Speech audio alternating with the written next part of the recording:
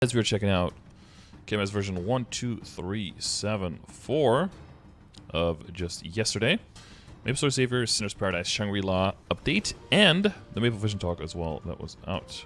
Our good friend Max over here at Orangemushroom.net posted this update. Make sure you support him on Patreon. He's doing good work for the community and all that. So, third and final patch of the MapleStory Savior update has been released, featuring the new area Shangri-La, new boss Kaling, another piece of the Eternal set, or Eternal over there in Korea, which is the shoulder, and the new exceptional enhancements system. This is, which are drops from the extreme bosses. Also, earlier today, they released the 2023 Maple Vision Talks. Again, that was yesterday, where they explained their thoughts and goals for the rest of the year, where they hopefully address some of the stuff that you guys may undoubtedly be aware of that is going on in Korea in terms of reboot, non-reboot, people migrating, reboot being full, people being upset that they just realized they spent like 100K on that game. Okay, moving on. So we are here at this update right here. And yeah, it's the last batch here of this Savior update. I'm not going to go over the whole Maple Vision talk because it's 44 minutes and it's completely in Korean. Oh, I guess it's more like half an hour. So, but you know, might have to brush up on my Korean a little bit before I want to listen to that. But we have a good rundown here done by Max. So he's saying, the stream started with Director Monkey greeting players, after which he let Jungsup, head of the planning team, take the reins. I talked about the ongoing issue of comparing regular server to reboot, which gradually grew to a debate about the overall playability of MapleStory. Due to this, he decided that they needed to review and change the direction of the game's development. He said that the past couple of years they have been mainly doing minor changes and improvements, but now they will be looking at making major changes. Ooh. However, he apologized that he would not be able to include specific content details or patch dates, as they're still deciding on the direction they want to go in. Of course, a lot of this is developing and new, so they're not going to immediately have something actionable, right? But he would talk about as many things as he could. The overall talk was separated into 4 categories. 1, character growth. They recognize that it takes too much time and effort to progress in terms of leveling up. He said that, I mean, does it? He said that most players see this around level 230 to 240. They will be greatly decreasing the time required to level up in total to 260. Greatly decreasing, so probably some 12 to 15% EXP decrease, I guess, between like 230 and 260 or something like that. After level 260, the hurdles for progression are leveling up and arcane power, sacred power, of course, or authentic force as it is called in Korea. They will be slightly increasing the speed for these, which they always do already, you know, and it's already planned in Savior. 5 extra symbols in Grandis, 5 extra symbols in a hotel, which is doubling the speed for hotel. But that's pretty normal. But maybe they should pick up the pace a little bit on that. Maybe. To reduce authentic force gate for players who reach those levels later. Yeah, and they want to get to Saren and all that content faster, of course. They will also add other meaningful growth factors. Very vague, of course, but, you know, probably still in planning stages on their side. They're figuring out what they can do to both appease the player base to feel like they're growing faster and they're getting more value from their time spent, and at the same time not ruin the entire balance of the game and the general progress that they want people to be making right now. Equipment growth. They recognize that it is very difficult to enhance items enough to have significant growth. For example, reach best in slot stats on best in slot gear, which that is supposed to be near impossible and take forever, right? I think you're kind of a dumbass if your realistic goal is to reach like best in slot stats on best in slot gear. I think if you set that as your own goal, then you're actively making it so that you're never going to be done with anything. You have to kind of know yourself, and I think set goals appropriately. Because you could set your goal as like, I have to have 25-star everything. It's like, oh, that's going to take forever. It is, yeah. So set goals that make sense for you, for how you play the game, what kind of content you want to play. Don't set goals because they exist in the game. Because, like I said, like things in the game are going to exist and to be near impossible, just to appease those people who put endless amounts of time and money into the game, to always have something that they can work on, so they can't really feel like they're ever really done with anything, right? Or completely done, at least. And if they ever get to that point, then just new gear will come out, and then they'll have to just start all over. And this needs to be changed. Does it, though? They would like to alleviate this issue for the various enhancement methods, but this will require much discussion and research, as it will have a great effect on the market and the game overall. Yeah, and as always, you know, reboot, up to now at least, reboot has always been like an after image or an afterthought of just copy things over and put a few extra restrictions in place. And the balance of how do we want things to change has always had non-reboot in mind. Maybe with this shift, reboot will be seen more as kind of equal in Korea. Maybe therefore, non-reboot will be in GMS will be seen differently, or you know, be treated differently. But we'll see. They recognize it's difficult to switch to the next set of gear due to multiple reasons. You have to equip multiple parts of a set at once to make it worth it. I think they alleviated most of that with Absolab and Arcane. Like, as little as 2 pieces is usually already fine, which I think is okay. Or you can just do the weapon by itself, and the weapon is typically worth it, just because of how much of an improvement it is. They will be changing equipment growth to make it easier to switch one by one. But that's probably just going to mean slightly redistributing the set bonuses. Probably. I don't think that we're going to see any like major buffs there. It's just going to be slightly redirecting where the stats come from. They're reassessing the current untradeable item meta. That's good. Like I said, I hope something in reboot for players happens with some kind of equipment storage per character or something. Or some kind of pity system for pitched. Because it seems now that they're really focusing on non-reboot with this. But reboot has its own issues as well. Reboot is now being painted as that be-all end-all easier server, but I mean, you have your other issues. You have your own problems once you get to endgame.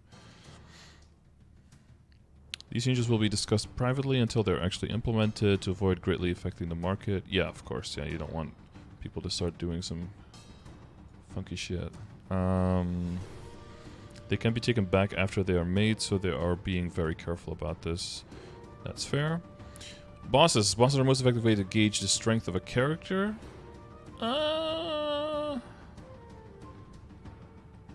Hard disagree. You can give the strongest character in the world to someone who doesn't know MapleStory, and they will get absolutely rolled. I think bossing has very little to do with the strength of a character, but way more to do with the capabilities of the player.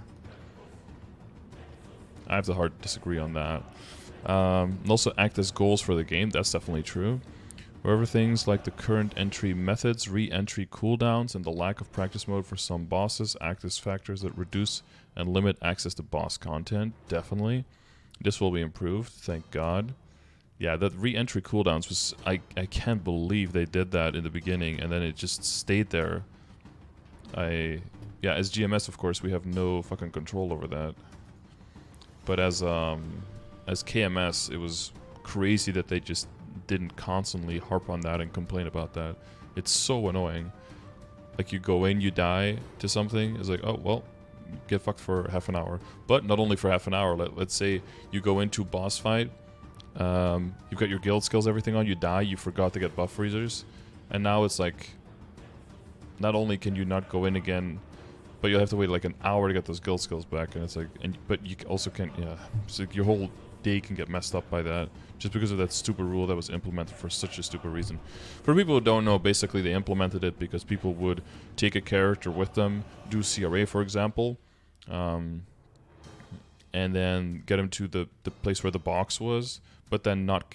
They would like leave the boss fight before the box was opened, then take another person in another channel and do the same thing, and then basically take 3 or 4 people in the different channels back when CRA was only in 3 or 4 channels, and then those people who were inside would hit the box all at the same time, and they would so basically you would have 4 people that would all get half of a crystal, so you'd have 2 full crystal values instead of getting only one full crystal value if all of those people were in the same party. So to avoid that, you know, instead of making it so that you can't go into a boss map when a person you enter the boss map with is still in the boss map, instead of that, they were like, oh, let's just put a blanket 30-minute entry cooldown on everything and just basically fuck up bossing for every single person who's ever bossing. I was like, you know, and it just make no sense. It was such a horrible, like I guess it technically fixed, but yeah, I mean, it's like the equivalent of what did it say that Michael Jackson was on certain medication to go to sleep? It's like it was such an extreme thing to take that medication for that. Like it's like similar to getting chemo because you want to get a haircut. Like it's that kind of measure where it's like technically it does the job, but it does so many other horrible things at the same time that it shouldn't even have ever been considered as a function, yeah, as a solution. But okay. He talked about watching the players running Kaling all week in a test server as an example. Yeah, I do get though that they don't want new content that comes out to be cleared immediately, so they're like artificially slowing people down by not giving it a test mode immediately. But I don't know. It feels unsatisfying, you know? If people are that good and that strong, and they can kill the boss that quickly, then it's tough. You don't want to put all of that development time into a boss and then have it be immediately killed, but you also don't want people to have to take a year before they can kill it. But there's got to be like some in between. I think if it takes like a month or two, and you can see like steady progress, and after like a month or two people are able to kill it, that's probably fine. Yeah, but you could lower the rewards so it takes longer for people to get the rewards. Like you could say, oh, it takes a year for people to actually kill the boss, but then when you kill it, you immediately get a drop. Or it takes a month for people to kill it, but it takes them 11 months of killing to get the drop. Both of those are pretty extreme. I personally wouldn't like either of those, but there's multiple ways of balancing that out. They will also be improving the difficulty of bosses for patterns that can be beaten with better control or character growth. So things that just solely need iframes, or in March they are going to update boss patterns like lucid teleporting during the dragon in phase 1. That can be beaten with better control. You just have to use your heroes well at the right time. I think most people are just too lazy to try to do that, and they're just more content on complaining about where. Plus, if you have 10 lives in Lucid, you're gonna lose 1 to teleporting into a dragon. That should never be the detriment of a run. People too lazy to use heroes well. Yeah, I know, but you definitely... Honestly, like, heroes will becomes a very important skill later on for a lot of mechanics to ignore them and to overpower them. So getting used to having it on a key where you know where it is and responding to that quickly is actually a good habit to get into. You can also use it on CPAP, for example, to avoid getting sealed or stunned, you know, if the timer is off, stuff like that. Like, you can use it in many situations where you think, like, oh, I'm boned here. Or I don't have an iframe, or I don't want to use my iframe for this. It helps you in a lot of situations. You tried it many times and it fails. You have to be really fast. That's true, though. You have to be really fast. But when you're standing on the side, the only thing you really have to do is just focus purely on Lucid and have your finger over the button.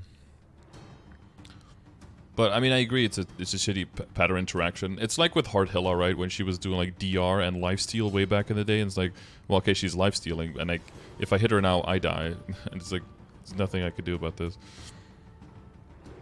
But, so yeah, eventually they fixed those things up. And what is the other one? Meteors in Magnus, Dusk, Dunkel, Black Mage, and Survivability in Chaos Popularis and Magnus.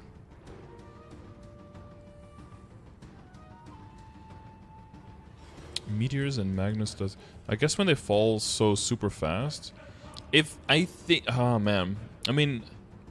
I don't know how much this would make bosses way easier, but when they did that in Lotus, where the debris, instead of it just free falling immediately when it came into the sky, like all the meteors do, when they made it like materialize on the bottom of the map and then started falling, that made Lotus so much more doable. If they decide to do that with like all falling objects in like pretty much all of the bosses, then I think a whole bunch of bosses will become way more doable. The attacks will be way more telegraphed, and you have a lot longer to respond to all of those things. Then we have unique experiences between worlds. He said although the initial idea for the 2 worlds was to have 2 unique experiences, they haven't... oh, wait, this is reboot, non-reboot. Oh, this S is not bold. my autism brain going up. They haven't been properly keeping this up. Definitely not. Regular world players have a variety of options due to the market, being able to do things such as get equipment faster, skip RNG mechanics, and skip content they don't like, while reboot players would maximize the RPG aspects of the game without a market and do those things directly. However, reboot has been more and more similar to regular world with things like boss carries, which allows them to get gear faster and skip content and defeats the point of the server. True, no more carries based. I talked about how reboot has been getting the same updates and events as regular worlds, which made getting mesos and progressing much easier in reboot.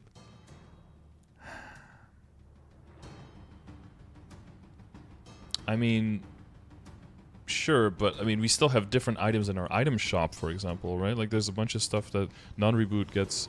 For example, the item shops with the, is it the weekly? Yeah, with the weekly items, right? Like, non-reboot has a whole bunch of items there that they can buy, and non-reboot just has droplets and flames usually, and that's it. The side falling ones? Dude, Zelpex, it's so annoying to see someone with dark side do that boss and just hop through everything and just immune all of that. Because honestly, those side falling ones, and then the fast falling ones that either seal or stun or inverse, like, those 2 are really like the only bad things in that whole boss fight. If those would fall a little bit slower, and those diagonal ones would fall a little bit faster, maybe a little bit more space in between them, then the boss fight would be so much more doable.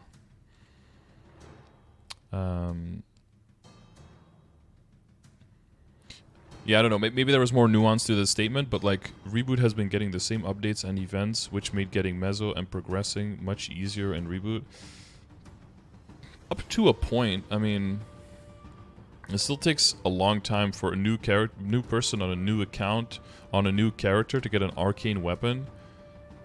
Like, theoretically, you could do that on day 1 on either one, but again, like in reboot, you have to have RNG there. In non-reboot, you just get the mesos, boom, and you have it. And you could buy those mesos, right? You could pay an X, get maple points, get mesos, boom, buy an arcane weapon day 1, and have it. You know, I really think like they should not be comparing or looking one-to-one between reboot and non-reboot pretty much at all. And I think as a player, if you're focusing on how quickly the other server is going or how quickly you're going, I think you just should be looking within world, within server. Like, is our progress reasonable, and what are our issues? Where is it going a little bit too fast? Where is it going a little bit too slow? And that's it. If you're starting to look cross world, I mean, it's just thou shalt not covet thy neighbor's ... insert any word there, right? It's pretty... Yeah, once you start just focusing on things you're missing out on that other people have who are leading a completely different life with a completely different set of rules, there's no end to that. You're never going to equalize those things. So I don't think you should ever try to start comparing those things. It leads to nothing but suffering, I think.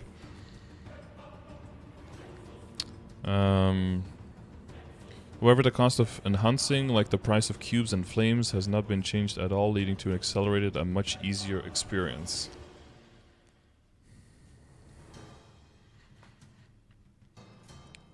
Yeah, so if you're saying much easier experience, I think the only context you should be saying that is like easier than intended for reboot, not like easier than non-reboot. I feel like that's a nonsense statement. But you could say like, you know, we've been giving reboot a lot of stuff that now in hindsight has actually been speeding it up slowly but surely more than we intended it for non-reboot, and so we're going to slow that down a bit. Like, that's valid, but like, oh, non-reboot is complaining that reboot has it easier. Oh yeah, reboot is actually faster, and it shouldn't be faster. It's like, why not? Why couldn't it be a slightly faster way of doing it?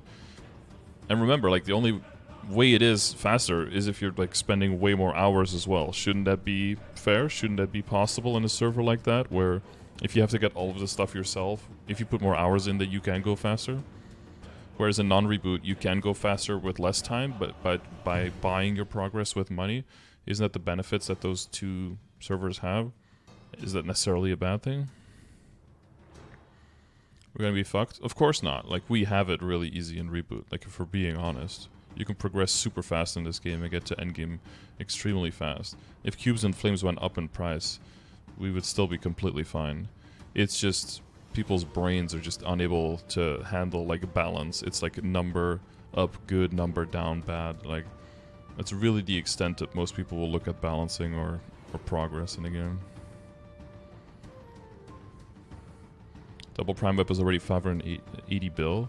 Yeah, but a double prime whip, realistically spending that money should be something that only 1% of the 1% are actively pursuing, right?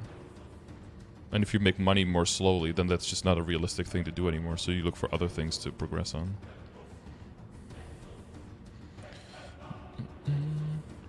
A cube from CS is over $1 on regular, which is pretty ridiculous. Yeah, my brain cannot fathom playing non-reboot and spending that amount of money that is needed for progress. I know I'm a huge cheapskate, so I'm like even more of an outlier there, but my brain is like, oh, a pack of cubes, and it's like $30 just for like some clicks that are done like within a minute. It's like, bro, you know how much you could just basically light your money on fire?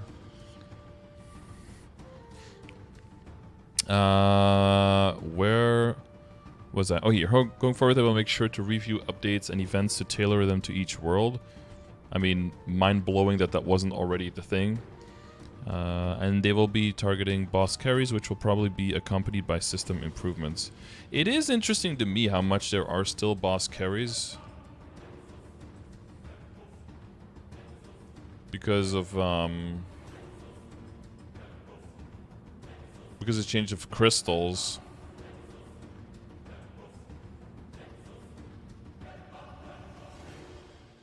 I wonder if they're going to attack crystals in any way. Making that...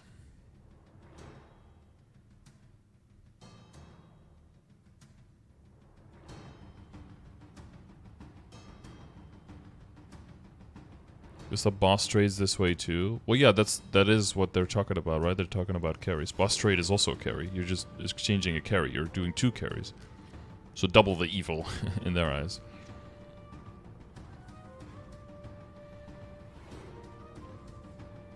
But I mean, if they're like, oh, we don't want people in reboot to get carried because they're progressing too quickly when it comes to equips, are they also going to make it so that you cannot buy equips in non-reboot in the market if you haven't killed the boss at least a few times? Like, you have to kill Hard Lucid and Hard Will 5 times each before you can buy Arcanes in the shop. Like, is that also then going to be the rule? Otherwise, then it's really one-sided on the other end, right? Thankfully, we have 6 months to prep. Some things they roll out faster, but usually we have 6 months to prep for that stuff, yeah.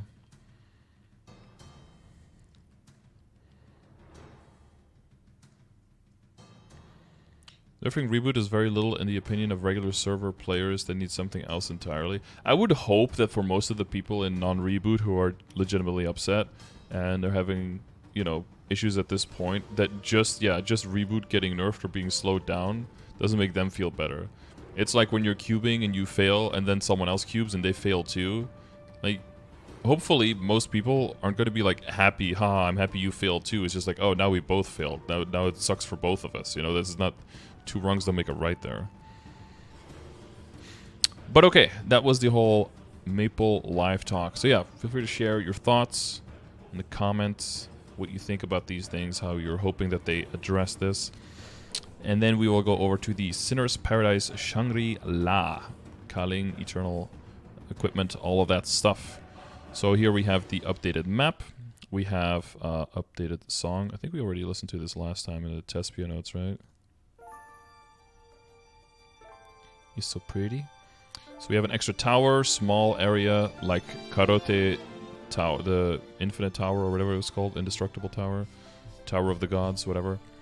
So just 1 extra map, not like a whole area. This is a Is this a video of the actual boss fight too? With the storyline and everything. Wavy hair. Ooh, ooh la la. The boss animation. Hoyoung iframe. Yeah, this boss looks spooky, dude. Damn. We have another animation here. But a badass. These badass monsters. That guy has a spear. She has, you know, fucking unkillable demons. Whatever they're called. Chaos Beasts of Destruction. What are those things called? Ooh, spooky. Spooky vibes. Sun Wukong, all that stuff. We looked at this in Patchnotes already. See if anything changed here. 285, 380 defense, 330 arcane power. Oh, the perils. It doesn't... Not as perilous. We've got the screenshots here of the bosses. You know, looking kind of cool. And by that I mean really cool. This guy's got a giant shield in front of his face. That's a little awkward. So yeah, we've got the timers, we've got the balance. If it's high, you need to dodge. If it's low, you need to get hit. They cannot reach 0 or 1,000. If they do, then you lose time on the main rank, counter, I guess, here. If the main counter ever goes to 0, the whole run is over. If you're able to defeat each peril without proccing their gauges, you will receive special benefits in phase 2 and 3. So one is 10% final damage buff. One is a one-time revive if you're hit by an attack that would kill you. Stacks with the Heaven's Door and all that stuff. And then the other one is the ability to use a skill in phase 2 that cleanses one of Kaling's statuses.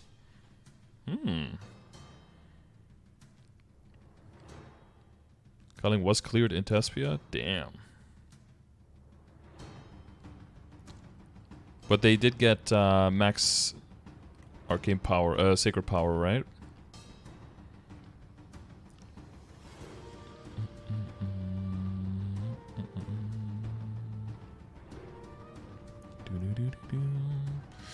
So we've got the rewards here. Eternal top, bottom, and shoulder. Really nice looking soul. Magnificent soul. 330 sack, which still takes KMS almost 2 years. Well, if they can do it on 330, they might be able to do it on 320, might be able to do it on 310. Every single level there that you take off, the last level alone is 220 days, right? So that's 7 months. 7 months earlier if you take one level of Sacred Power off. Plus there might be some kind of event where by that time where we can get Sacred Power just like we can get Arcane Power as like an event buff or something. It'd be really hard at 320. I mean, if they can do it within 2 weeks of practice now, give them like a year of power creep, that will give them more than 10% final damage, right? Like being at 320 instead of 330 is 90% final damage. I think if it takes them 2 years to get to 330, that probably means that they will kill it within a year. You know, because power creep stuff. But yeah, a new symbol will also make that, if there's a new symbol in a new area, that will also make it, yeah. So we have the soul here, we have the shoulder with the crazy base stats, 51 all stat, 28 weapon and magic attack. Same system. Here are the upgrade items for the Lucid Belt and for the Berserked. 20 all stat, 15 weapon magic attack and some HP for the belt. 15 all stat, 10 weapon magic attack and some HP and MP for Berserked. Some extra achievements. Karate quest can now be skipped. The seed-related medals will no longer be given automatically. Oh yeah, we read that in the Patchnotes, right? You can claim them at any time by talking to the NPC, thank God. Damien is no longer going to smack you around when he's already transitioning into phase 2. Better late than never. Lucid has been proved that when you use a bind skill, she will stop her sickles. they won't still fly out while she's bound, because, you know, that catches people off guard and gets them killed. Of course, you could say, like, you just need to pay more attention, forehead, but, yeah, if that's an interaction that they're not happy with or one that they think shouldn't happen, then, of course, they should break that up. And then we have debuffs that are displayed above enemies have increased from 5 to 7. Big win. In Flag Race, the waiting time after entering has been decreased from 20 seconds to 10 seconds, so you don't go AFK, look at something else, then look back at your screen and realize you missed the start and have to start over. Some error fixes for classes. We went over this last time, but, you know, if your class is in there... Oh, we can check if they added any from Tespia.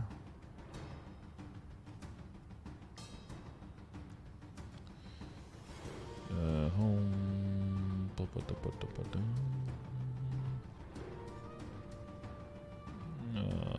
skills.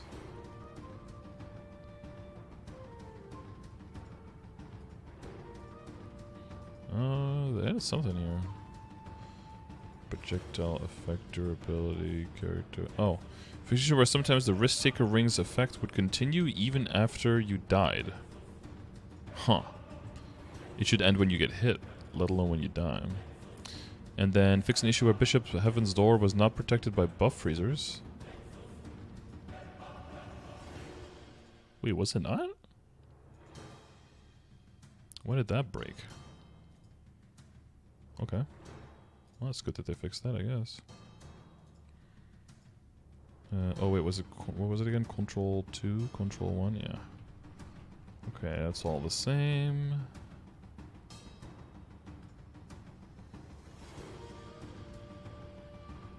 That's all the same as well.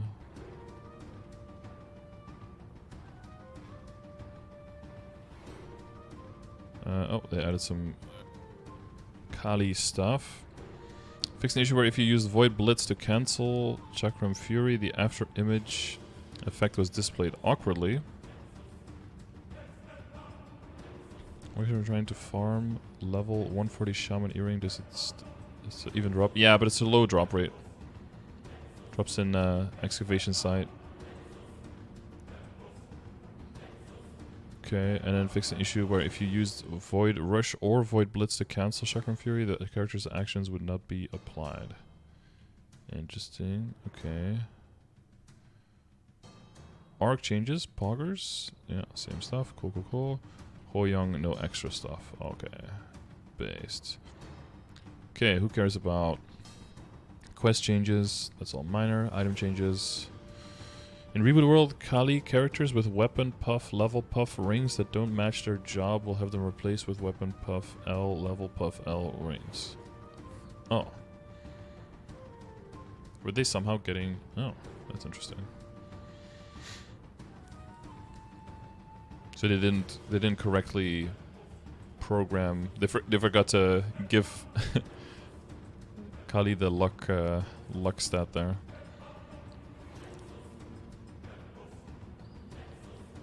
Okay, map changes. UI. Okay.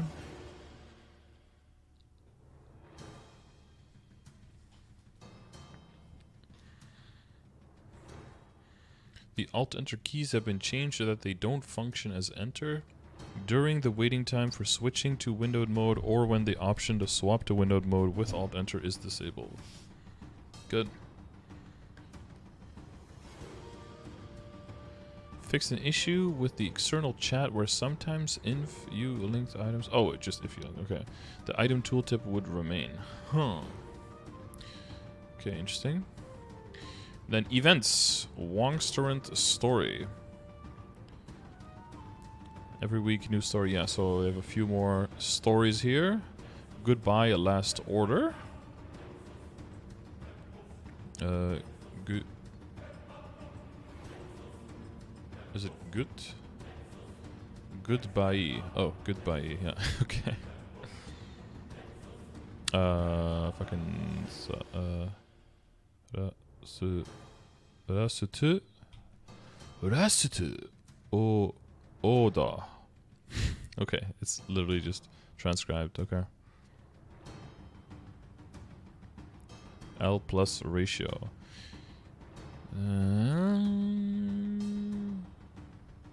Level 101 and up. After accepting the quest to defeat 10,000 monsters within your level range, you will receive various rewards prepared by each chef for every 1,000 monsters. Okay. But what are these things?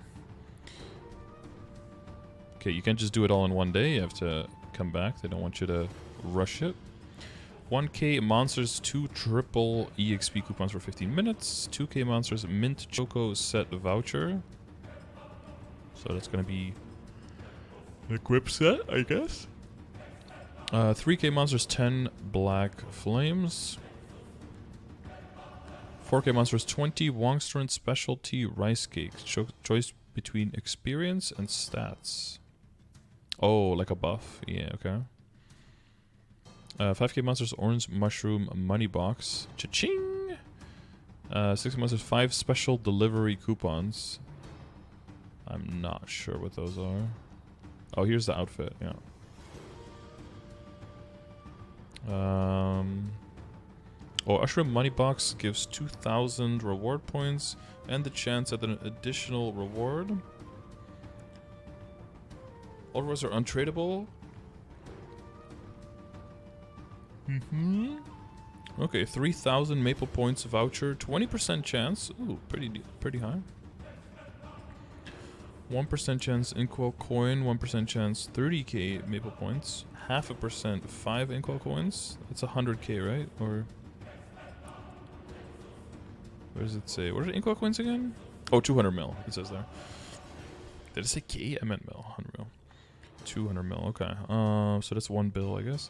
100k maple points, 0.2%, 25 coins for 0.1%, 0.02% chance for 500k maple points, 0.01% chance for 1 million maple points, and 50 Inkwell coins at 0.01%. So a total chance of getting something is only like 22%. 23%? Less than 23%. So 1 in 4 people will get something. And of those people,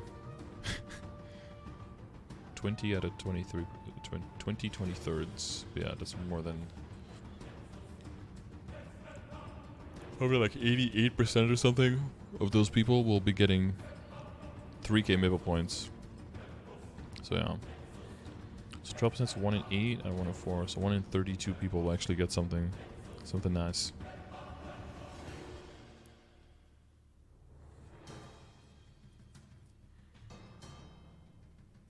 That includes 200 mil. So more like 1 in 50. 1 in 65 people. That's not too bad. It's an okay chance, I guess. And then we have... Oh wait, what is the other stuff over here? 10 extreme growth potions, 500 Wongstern coins. Wongstern together with the chef chair a voucher and the VIP title voucher. So the chair looks like this.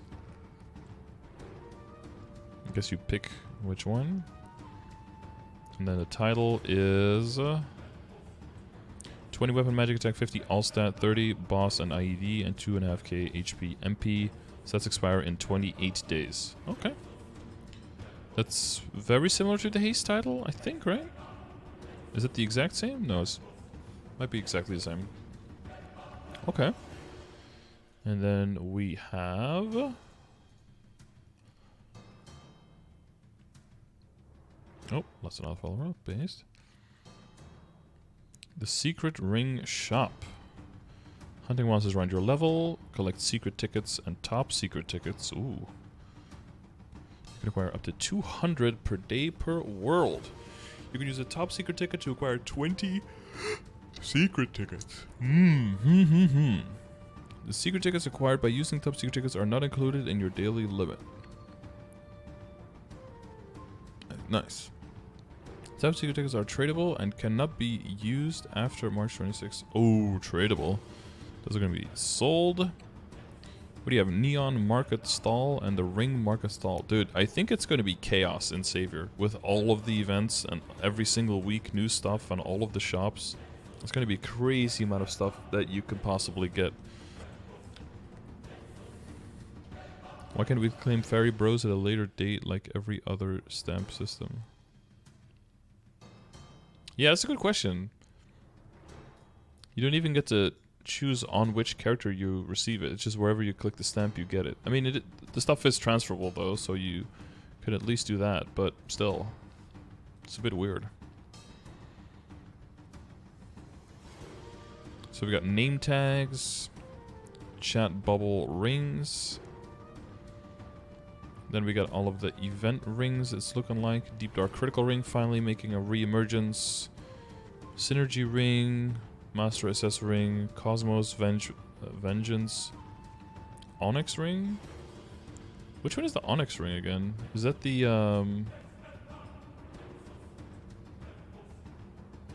Onyx Ring?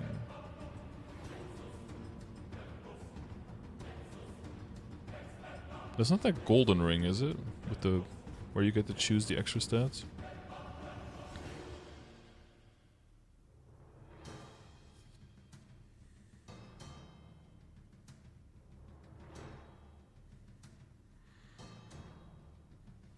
Maple Anniversary gear? There was, but did that have a ring with it? I don't remember an Onyx ring.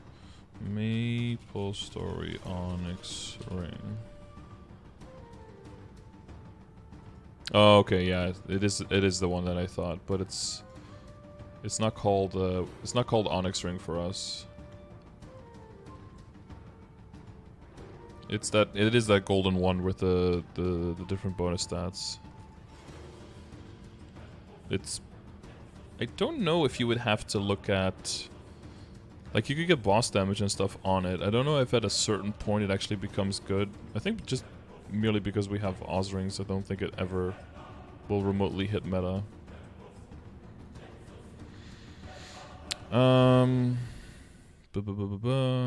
Tenebrous Ring, Awake Ring, Glory Ring, EXP coupons, 5 per day per character max. Event Ring only Meister Cubes. Powerful Wise stat on it. Yeah, that's upgrade the Onyx. Upgrade. 100% Event Ring only unique potential scroll for 2,000 tickets. Yeah, it's something more attainable than the legendary ones. But see, that costs about as much as just getting the Master SS ring. Interesting. February's Golden Chariot. Stay logged in for an hour. Yeah. These are still the same rewards as Tespia, I believe. Control F Chariot. Events Golden Chariot. There's no way you're not mentioning Golden Chariot again later here. Ah, it wasn't in here. Okay. Selective Neon Sign Cape Voucher. Selective Event Pet Box. Selective Fairy Bros Damage Skin Unit Voucher. Okay, nice. Typhoon Growth Potion. Random Color Change Voucher. Soft Blushing Flower Petal Skin. Literally no one cares. Maximum Growth Potion. Thunder Lion Riding Voucher. Elite Knight Set Voucher. Typhoon Growth Potion. Mannequin Voucher. Custom Mix Coupon Voucher. And another Maximum Growth Potion Voucher. Potion Voucher. Selective Neon Sign Cape Voucher let you choose from one of the following items: Yeti Neon Sign Cape or a Pink Bee Neon Sign Cape. Okay, selective pet is a Mini Popo, Mini Miu, Mini Maru. Those are mushrooms, I believe. Petite Boo, so that's God, that's Adele's pet, I think, right? Tautier pet, so that's a Hoyoung pet. Mountain Spirit pet, the one from Lara. Mini Sugar Pet, we already had that one time, and a Petite Shinsu Pet. Select the Fairy Bros Damage Skin Unit Box to let you choose between Basic, Force of Tenacity, Heat Wave, Party Quest, Origami, or the Mandarin and Green Tangerine Damage Skin. All units. Elite Knight Set Voucher gives the following items: Elite Knight Hat, Outfit, Boots, Cape, and Double Swords. And the custom mix coupon voucher lets you choose one of the following items: custom mix die coupon or custom mix color lens coupon voucher box. Coupon box. Voucher coupon box. Lady Blair's Dream Express is also still going. Cash up transfer for KMS. And of course the Sunny Sundays, they don't know yet because they don't get those ahead of time. So they're just going to have to wait.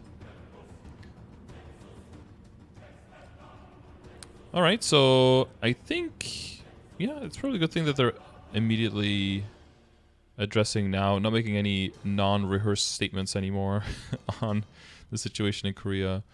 But yeah, it is a little bit worrisome that they are, to be fair, I understand why they're doing it. If people's general outcry seems to be like, why is, you know, reboot so much harder than non-reboot? It seems normal that one of their responses is, well, let's make reboot then comparatively a little bit worse. Because then people won't complain about that anymore. But even if you do that, then they're just going to be more focusing on the things that are not good within non-reboot, which is probably the healthier discussion to have in the first place. But it would be interesting to see how hard they go to try to get people to refocus on just staying within their lane and having that conversation rather than to start talking about a whole bunch of other interactions that are going on that I don't think necessarily address the issue in the short term. So it'll be interesting to see how quickly they come up with an actual plan on what direction they want to go in for the future, and to which extent they want to have the community somehow or in some capacity be a part of that decision-making process. That would be interesting to see if that happens at all. But yeah, other than that, we have to just wait and see, and we'll also wait and see in live servers when Korea kills Kaling for the first time. It seems like that's going to probably take a while because of the sacred power. You need 330 for full damage, which means if you're at 230, you're doing 5% of your damage. At 240, you're dealing 10% of your final damage. 250, 20% of your final damage. So it's an uphill battle. It's going to be a rough one. So yeah, wait and see. Let me know how you feel about the stuff that they talked about in the Maple Vision talk, and if anything in the update is interesting to you. Other than that, thanks for watching, and I'll see you on the next one.